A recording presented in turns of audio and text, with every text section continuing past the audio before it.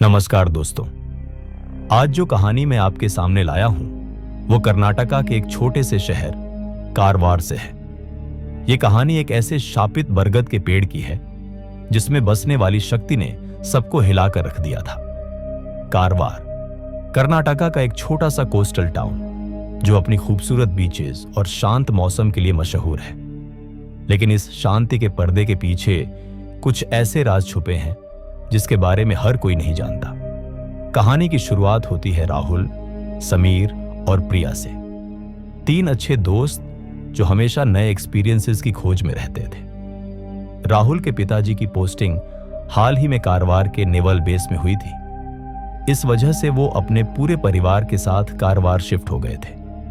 यहां पर उनको जो रहने के लिए घर दिया गया था, उस घर के सामने एक बहुत बड़ा बरगद का पेड़ था। लोकल लोगों का कहना था कि वह पेड़ शापित है और लोग उस पेड़ से दूर ही रहते थे।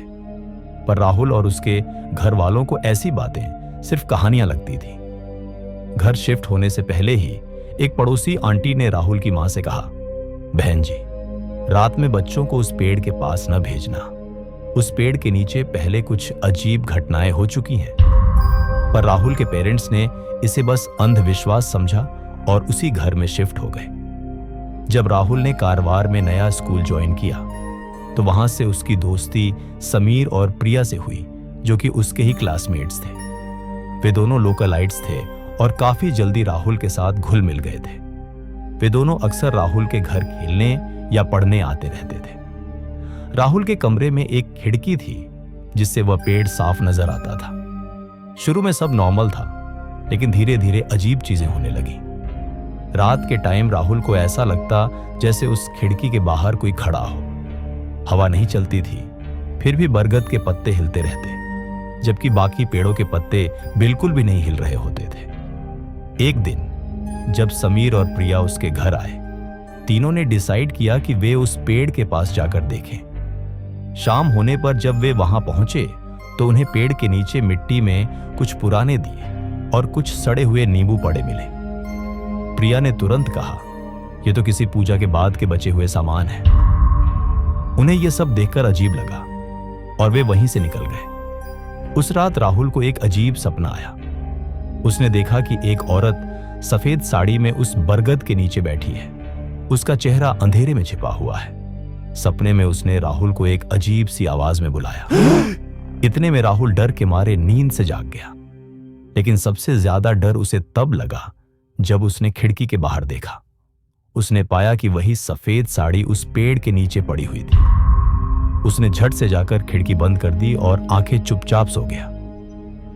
अगले दिन राहुल ने स्कूल जाकर ये सारी बातें समीर और प्रिया को बता दी और उस दिन से उसकी तबीयत भी बिगड़ने लगी। उसका गुस्सा बढ़ता जा रहा था, नींद कम हो गई थी और अक्सर उसकी आंखें लाल रहती थी। कभी कभी तो वह अकेले में कारवार की स्थानीय भाषा कोंकणी में कुछ कुछ बड़बड़ाने भी लगता, जबकि उसे कारवार आए अभी थोड़ा ही वक्त हुआ था और इतनी जल्दी कोई भाषा सीखना मुमकिन नहीं था। समीर और प्रिया ने महसूस किया कि जैसे राहुल कोई और बन गया हो। कुछ दिनों तक यह सब चलता रहा। फिर एक शाम जब तीनों उस पेड़ के पास बैठे थे, ठंडी हवा एकदम से तेज चलने लगी। पेड़ के पत्तों की खरखराहट के बीच राहुल ने बिना वजह चीखना शुरू कर दिया। उसकी आवाज एकदम अलग थी, जैसे कोई और चीख रहा हो। प्रिया और समीर ने उसे पकड़कर कंट्रोल करने की कोशिश की, पर वह बहुत ताकतवर बन चुका था। इतने में उसकी आवाज सुनकर उसके घर वाले और आसपास के कुछ लोग भी वहां पहुंच गए। राहुल के पापा ने बड़ी मुश्किल से उसे पकड़ा और वापस घर ले गए। जब राहुल की मां ने इन दोनों से इसकी वजह पूछी तो उन्होंने सारी बातें बता दी जो राहुल ने उनसे स्कूल में शेयर की थी। तभी वहां पर खड़ी एक लोकल लेडी ने कहा, यह सब जरूर इसी पेड़ की वजह से हो रहा है। जल्दी से इसे किसी पंडित के पास लेके जाइए। तब प्रिया और समीर तुरंत गांव के एक मशहूर पंडित जी के पास गए और उन्हें बुलाकर ले आए। पंडित जी ने सब कुछ सुनने के बाद राहुल के पेरेंट्स से कहा, कई सालों पहले इस शहर में एक औरत रहती थी जिसका इस दुनिया में कोई नहीं था। वह हमेशा अपने घर के अंदर ही रहती थी और कोई ना कोई हवन या पूजा किया करती थी।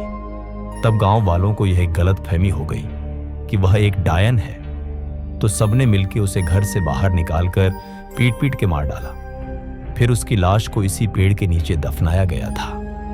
तब से उसकी आत्मा इस पेड़ से बंध गई है और वह अपना स्थान छोड़ना नहीं चाहती। राहुल ने शायद उसकी एनर्जी को अट्रैक्ट कर लिया है।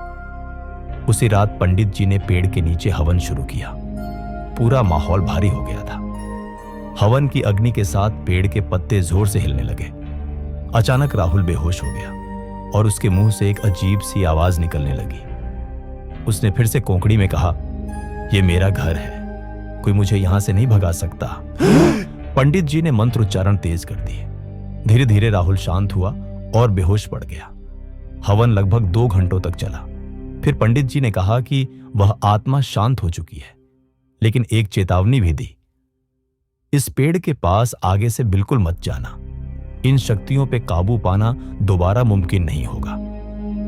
राहुल धीरे धीरे नॉर्मल हो गया, लेकिन उस दिन के बाद उसने कभी उस पेड़ की तरफ पलट कर नहीं देखा और उसके कमरे की वो खिड़की भी हमेशा के लिए बंद करवा दी गई। ये कहानी हमें एक बात समझाती है, हर जगह के अपने राज होते हैं और हर कहानी बस अंधविश्वास नहीं होती।